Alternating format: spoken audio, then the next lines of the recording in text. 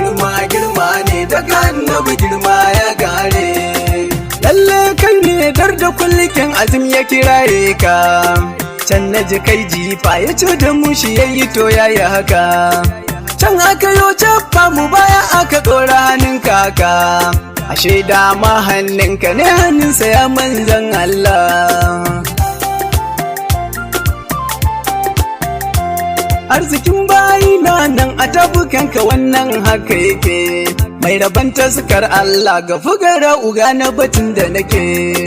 Bai kwana da taro sai ko auna ya girman sa yake, ba mu ɗora dugon baba akan fadar isar manzan Allah.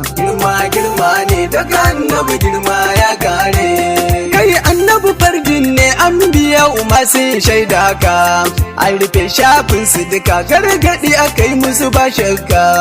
Alkawar da suka yi da ilahu wanda dai ya karya zai ji daka, famanta walla rabu ya ce ba da zalika ayar Allah.